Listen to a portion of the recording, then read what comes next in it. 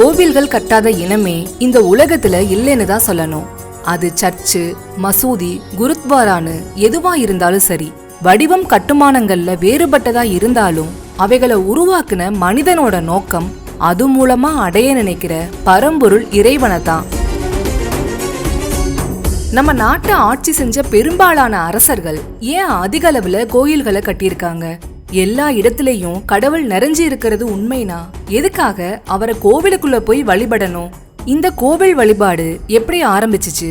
இதெல்லாம் விரிவா தெளிவா தெரிஞ்சுக்கலாம் இந்த பதிவுல. வீடியோவை ஸ்கிப் பண்ணாம முழுசா பாருங்க. வீடியோக்குள்ள போறதுக்கு முன்னாடி உங்களுக்கு கோயில்களுக்கு போறது பிடிக்கும்னா இந்த வீடியோக்கு லைக் பண்ணிட்டு உங்க ஊர்ல இருக்கிற பிரசித்தி பெற்ற கோவில் பேரை கமெண்ட்ல சொல்லுங்க. அங்கிங்கெனாதபடி எங்கும் பிரகாசமாய் ஆனந்த பூர்த்தியாகின்னு தாயுமானவர் சொல்றாரு. அப்படி தூணிலும் துரும்பிலும் அணுவிலும் அண்ட வெளியிலும் வியாபிச்சிருக்கிற அந்த பரம்பொருள வழிபட கோவில்னு ஒரு இடம் எதுக்குங்கிற கேள்வி இப்ப எல்லாம் கிண்டலா கேட்கப்படுறதே ஃபேஷன் ஆயிடுச்சு. எல்லா இடத்திலேயும் இறைவன் நிறைஞ்சு இருந்தாலும் இருக்கிற இடத்திலேயே அவரை தியானிக்கிறது அன்றாட வாழ்க்கையில பிரச்சனையில உழன்று தவிக்கிற சாமானிய மனிதனுக்கு எளிதா இருக்காது. இந்த தேவைக்காக உருவாக்கப்பட்டதுதான் வழிபாட்டு தலங்கள். ஆதி காலத்துல இருந்து இன்னைக்கு வரையான வரலாற்றுல மனிதனோட இன்றியமையாத தேவைகள்ல கோவில்களும் ஒன்னா இருந்துட்டு வருது. கடவுளையும் மனிதனையும் இணைக்கும் தொடர்பு பாலம்தான் கோவில்கள். இந்த கோவில்களோட பரிணாம வளர்ச்சிங்கிறது 1200 ஆண்டுகளுக்கு முன்னதாவே அதோட உச்சத்தை தொற்றுச்சு.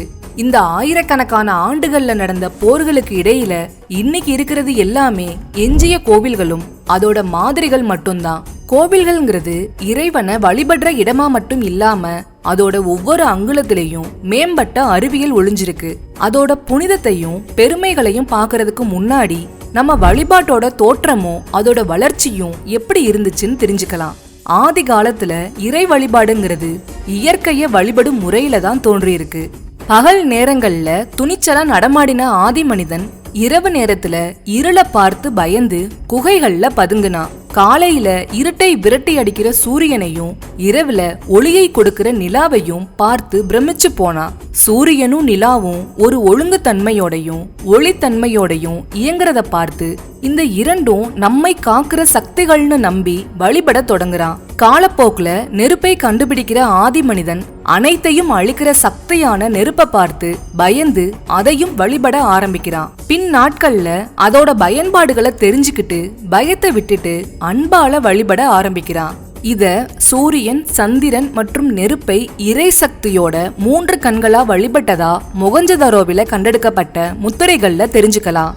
காலப்போக்குல இயற்கையின் தன்மைய அறிஞ்சு தெளிந்த அறிவால மேம்பட்ட மனிதன் ஞானியா உருவெடுத்தான். தன்னை அறிந்தவன் எல்லாத்தையும் தெரிஞ்சுக்க ஆரம்பிச்சு பரிணாம வளர்ச்சி அடைஞ்சான். பருவ காலங்களை கவனிக்க ஆரம்பிச்சு மனிதன் இயற்கையோட இணைஞ்சு வாழ பழகுனான். ஒரு காலகட்டத்துல சூரியன் பூமிய சுத்தல, பூமியும் மற்ற கோள்களும் தான் சூரியனை சுத்துதுங்கிற உண்மைய சொல்லி கலிலியோக்களும் நிக்கோலஸ்களும் அறியாமை உள்ள மக்கள் கிட்ட கல்லடி வாங்கிட்டு இருந்தப்போ உலகத்தோட மறுமுனையில இருக்கிற நம்ம நாட்டுல வானியல் ஆராய்ச்சியில உச்சம் தொடப்பட்டிருந்துச்சு. கோள்களோட தன்மை, கோள்களுக்கு இடைப்பட்ட தூரம், கோள்கள் மற்றும் பூமி சூரியனை சுற்றி வர எடுத்துக்கிற நேரம், கோள்களோட தாக்கத்தால பூமியிலையும் தனி மனிதன் கிட்டையும் ஏற்படுற மாற்றங்கள்னு ஒவ்வொரு விஷயத்தையும் பிரிச்சு மேய்ஞ்சு அத பஞ்சாங்கம் ஜோதிடம்னு பேர் வச்சிருக்காங்க. சுயம்புனா மனித முயற்சி இல்லாம சுயமா தோன்றினதுன்னு அர்த்தம். அப்படி சுயமா தோன்றின லிங்கங்களோட பக்கத்துல ஒரு சக்தியோட்டம் இருக்கிறத மனிதன் தெரிஞ்சுக்கிறான். கூம்பு வடிவம் கொண்ட பொருட்கள் இயற்கையாவே பிரபஞ்ச சக்திய அபரிமிதமா பெரும் சக்தி கொண்டவையா இருக்கும். இப்படி சக்தி வெளிப்படும் மையங்களா விளங்கிய சுயம்பு லிங்கங்களை மனிதன் வழிபட ஆரம்பிச்சான். இயற்கை தந்த வடிவமான லிங்க வழிபாட்டின் தன்மை அறிஞ்ச சித்தர்களோட வழிகாட்டுதலாலும் அன்றைய மன்னர்களின் ஒத்துழைப்பாலும் லிங்க வழிபாடு தலைத்து வளர ஆரம்பிச்சிருக்கு. மனிதன் ஆடு மாடுகளை மேய்ச்சு இயற்கைய ஓரளவு அறிஞ்சு வேளாண்மையை தொடங்கி நிலை பெற்று வாழ தொடங்கினான். இதனால வீடும் ஊரும் தோன்றியிருக்கு.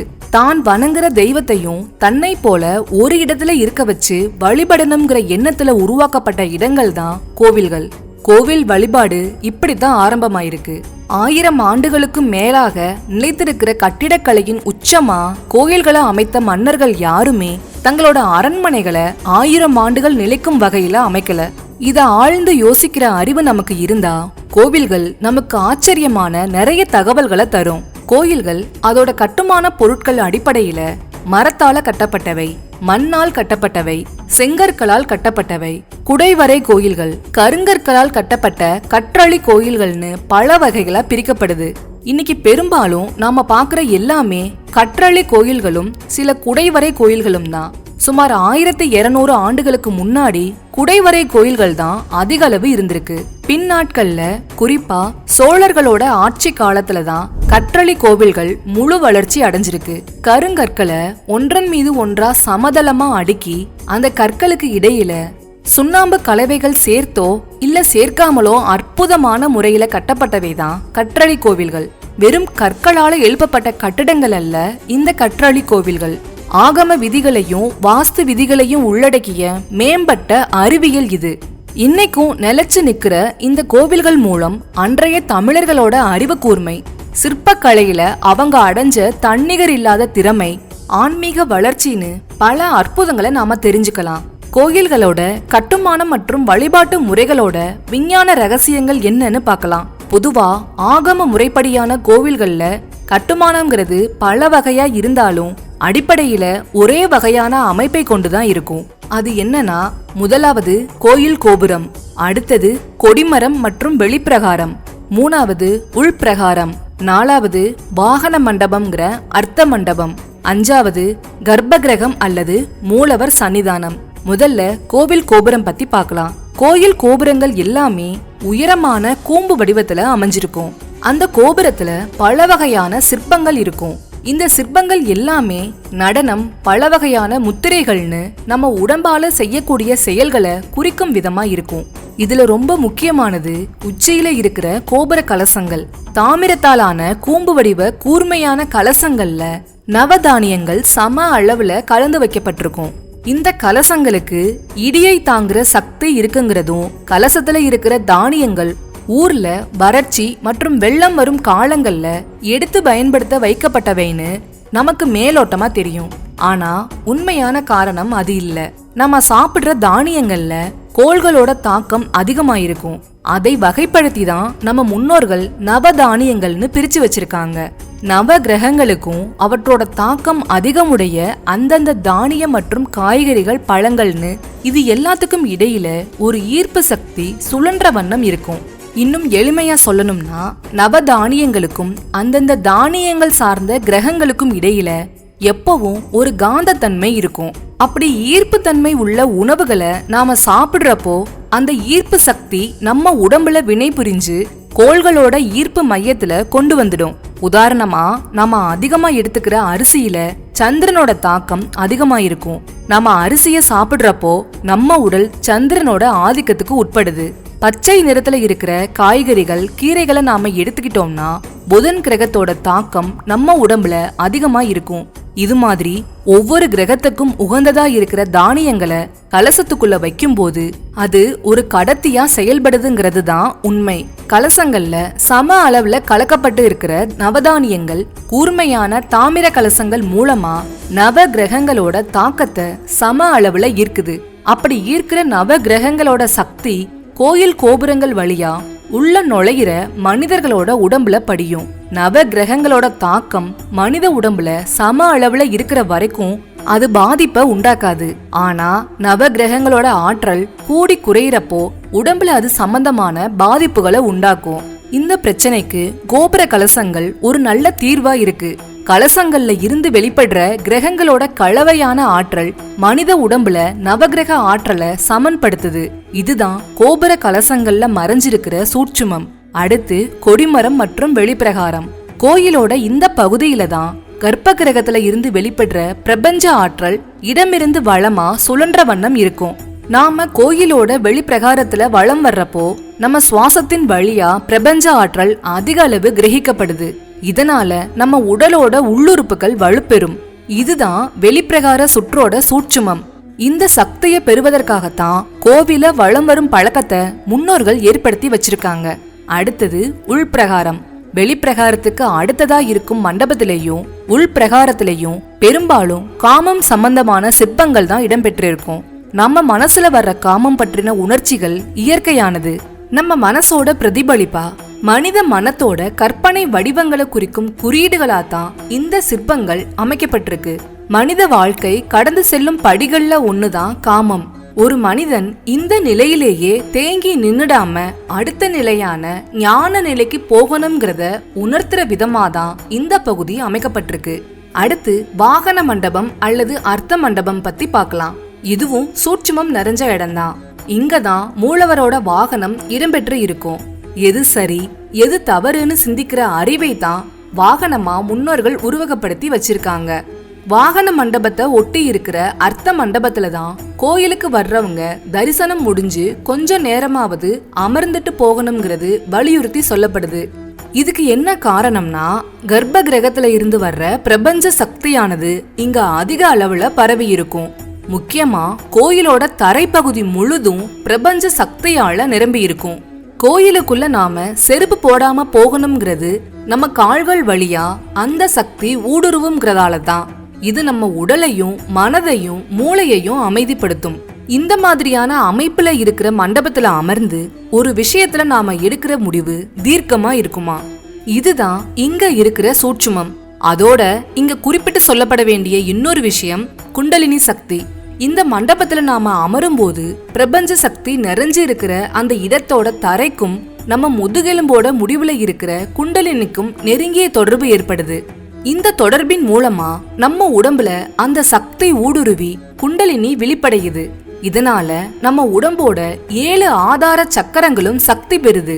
குண்டலினி சக்தியை எழுப்பி பழக்கப்பட்டவங்க இங்க அமர்ந்ததும் அது தானாவே எழுவத நிச்சயமா உணர முடியும். இதுல முக்கியமா நம்ம நெற்றி புருவத்துல இருக்கிற ஆக்ஞா சக்கரம் வெளிப்படையும். இந்த சக்கரத்தோட விழிப்புணர்வு நாம ஒரு விஷயத்துல எடுக்கிற முடிவுல எது சரி எது தப்புங்கிற நிலைப்பாடு வர உதவி செய்யுது. அடுத்து கர்ப்ப கிரகத்தை பத்தி பாக்குறதுக்கு முன்னாடி கோயில் மணியோட செயல்பாட்டை பத்தி தெரிஞ்சுக்கலாம். பொதுவா கோயில் மணி ஐம்பொன்னால செய்யப்பட்டிருக்கும். அதுல இருந்து வெளிப்படுற ஒளியானது ரொம்பவும் துல்லியமா வெகு தூரம் பயணிக்கிற சக்தி உள்ளது. இதுல இருக்கிற சூட்சுமம் என்னன்னா, கோயில் மணியோட வீரியம் மிக்க ஒளியானது நம்ம மூளையில சதா எழும் எண்ணற்ற எண்ணங்களை சிதறடிக்குது. இதனால நம்ம மூளை சில நிமிடங்கள் அமைதியடையுது. அதோட அந்த ஒளியோட அதிர்வானது நம்ம மூளையோட இரு பகுதியான வலது மூளையையும் இடது மூளையையும் ஒருங்கிணைக்குது.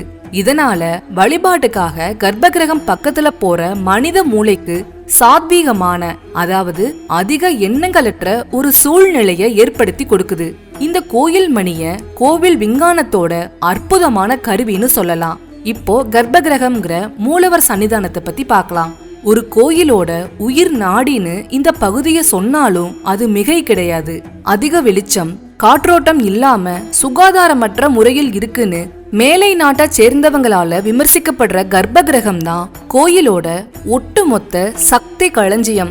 இங்கதான் அந்தந்த கோயிலோட மூலவர் விக்கிரகம் அமைஞ்சிருக்கும். அந்த விக்கிரகத்தோட நேர் மேல கர்ப்ப கிரகத்தோட விமானம் அமைஞ்சிருக்கும். இந்த விமானத்தோட கூர்மையான பகுதிய பிரபஞ்சத்தின் சக்தியை ஈர்க்கும் ஈர்ப்பு மையம்னு சொல்லலாம். இந்த கூர்மையான விமானத்தின் உச்சியும் கீழே அமைஞ்சிருக்கிற மூலவர் விக்கிரகத்தோட மைய பகுதியும் ஒரு நூலளவு கூட பிசகு இல்லாம ஒரே நேர்கோட்ல ரொம்ப துல்லியமா அமைச்சிருப்பாங்க. இது கர்ப்ப கிரகத்துக்குள்ள வர்ற பிரபஞ்ச சக்திய சிதறாம ஈர்க்க உதவி செய்யுது. இங்க முக்கியமான இன்னொரு விஷயத்தையும் நாம கவனிச்சு பார்க்கணும். ஆகம முறைப்படி அமைக்கப்படுற எல்லா கோவில்கள்லயும் மூலவர் விக்கிரகத்தோட அடிப்பகுதியில தாமிரத்தால செய்யப்பட்ட எந்திரத்தை பொருத்தி இருப்பாங்க. உண்மையை சொல்லணும்னா அங்க பிரபஞ்ச சக்தியை ஈர்க்கும் ஈர்ப்பு சக்தியா இந்த எந்திரம் தான் செயல்படுது. விக்கிரகங்கள் நம்ம எண்ணத்தை குவிக்கிறதுக்காக உருவாக்கப்பட்டவை தான். இந்த தாமிர எந்திரத்தோட மையம், மூலவர் சிலையோட மையம், விமானத்தின் உச்சின்னு இது மூணுமே ஒரே நேர்கோட்ல தான் அமைக்கப்படும். இந்த எந்திரத்தோட சக்தி பத்தி தெரிஞ்சுக்கலாம். எந்திரத்தோட செயல்பாட நாம வானொலி உதாரணம் மூலமா சுலபமா தெரிஞ்சுக்கலாம். வானொலிய ஒரு குறிப்பிட்ட அலைவரிசையில நிலை நிறுத்துறப்போ அது அந்தந்த சேனல்களோட ஒளியை மட்டும் ஈர்த்து ரொம்பவே துல்லியமான ஒளிகளை எழுப்பும். இது நாம எளிமையா புரிஞ்சுக்க கூடிய அறிவியல் கண்டுபிடிப்பு. இதத்தான் நம்ம முன்னோர்கள் எப்பவோ கண்டுபிடிச்சு இங்க செயல்படுத்தி காட்டியிருக்காங்க. தாமிரம் தான் மின் கடத்திகள்லயே முதன்மையானது. இத நல்லா புரிஞ்சு வச்சிருந்த நம்ம முன்னோர்கள் எந்திரங்களை தாமிரத்தால உருவாக்கி இருக்காங்க. அந்த எந்திரங்கள் ஈர்க்கும் பிரபஞ்ச சக்தியானது பலவிதமான அலைவரிசைகளை கொண்டதா இருக்கு. முதல்ல இந்த எந்திரங்களுக்கு சக்தி ஊட்டப்படுது. ஆகம முறைப்படி அந்தந்த கோயில் அல்லது அந்த ஊரோட தேவையை பொறுத்து இந்த எந்திரங்கள் செயல்படும் முறை, அது ஈர்க்கிற பிரபஞ்ச அலைவரிசை முடிவு செய்யப்படுது. எடுத்துக்காட்டா, சித்தர்கள் ஞானிகள் ஆசீர்வாதத்தால நம்ம உடல் ஆரோக்கியம் மேம்படும். அதாவது சித்தர்கள் பிரபஞ்ச ஆற்றல்களை ஒரு குறிப்பிட்ட அலைவரிசையில அவங்க கைகள் மூலமா நம்ம உடம்புல செலுத்துறப்போ நம்ம உடல் ஆரோக்கியம் அடையும். பழைய படங்கள்ல கடவுள்களும் முனிவர்களும் வலது கைய ஆசி வழங்குறது மாதிரி பாத்திருப்பீங்கல்ல, அத இந்த இடத்துல கற்பனை பண்ணி பாருங்க. இப்படி நேர்மறை சக்திய பிரபஞ்சத்துல இருந்து ஈர்க்கும் விதமாதான் சித்தர்களாலும் ஞானிகளாலும் எந்திரங்கள் அமைக்கப்பட்டிருக்கு. இதுக்கு ஒரு நல்ல உதாரணமா திருப்பதி ஏழுமலையான் கோயிலை எடுத்துக்கலாம். இங்க இருக்கிறது ஆதி சங்கரால நிர்மாணிக்கப்பட்ட தன ஆகர்ஷண எந்திரம். இதோட சக்தி அபரிமிதமானது. இந்த எந்திரத்துல இருந்து வர்ற ஈர்ப்பு சக்தி செல்வங்களையும் மக்களையும் ஈர்க்கிற தன்மைய கொண்டது.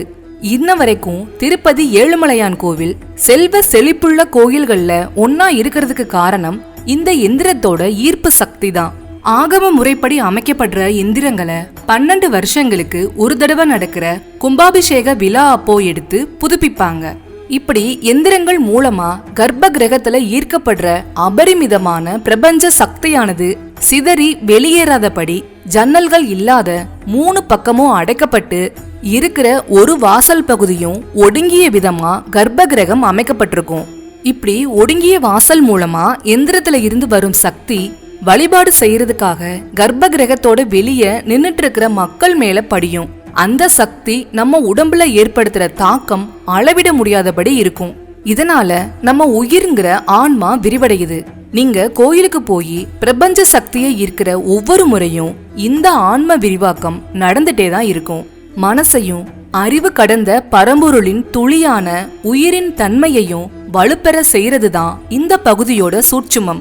மூலவர் சன்னிதானத்துல இருந்து வர்ற இந்த பிரபஞ்ச ஆற்றலோட சக்தி வீச்சு கோயிலோட கொடிமரம் வெளிப்பிரகாரம் தாண்டி அந்த கோயிலை சுத்தி இருக்கிற பகுதி முழுசும் பரவி இருக்கும். எப்போதாவது இந்த கர்ப்பகிரகத்துக்கு எதுக்காக கொடிமரம் வச்சிருக்காங்கன்னு யோசிச்சிருக்கீங்களா? கொடிமரத்தோட வடிவம் நம்ம எல்லாருக்குமே தெரியும். தாமிரத்தாலான பெரிய ஆண்டனா போல இருக்கிற கொடிமரம் உண்மையிலேயே ஒரு ஆற்றல் கடத்தியாதான் செயல்படுது. அமைப்பு முறையில கொடிமரம் மூலவர் சிலைக்கு நேர் எதிரா ரொம்பவே துல்லியமா அமைக்கப்பட்டிருக்கும். கர்ப்ப கிரகத்திலிருந்து வெளிப்படுற சக்தியை ஈர்க்கும் விதமாதான் இந்த கொடிமரத்தை அமைச்சிருப்பாங்க. இந்த கொடிமரத்தோட வேலை என்னன்னு தெரியுமா? கோயில்ல கர்ப்ப கிரகத்தோட முன்னாடி நின்னு வழிபடுற மக்களோட வேண்டுதல்கள் எண்ணங்களா வெளிப்படும்.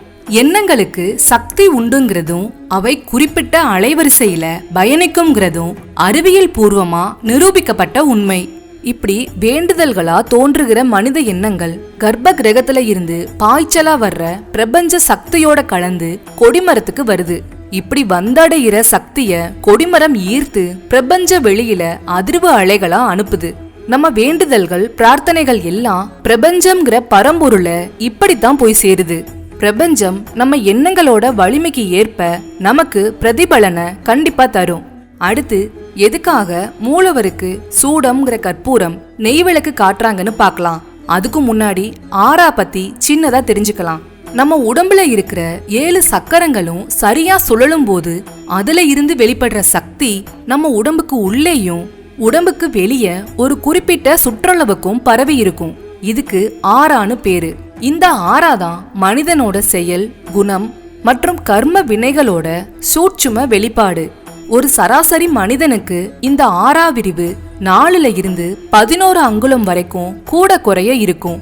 ஞானிகளுக்கும் மகான்களுக்கும் இந்த ஆறா விரிவு பல மைல் தூரத்துக்கு விரிஞ்சிருக்கும்.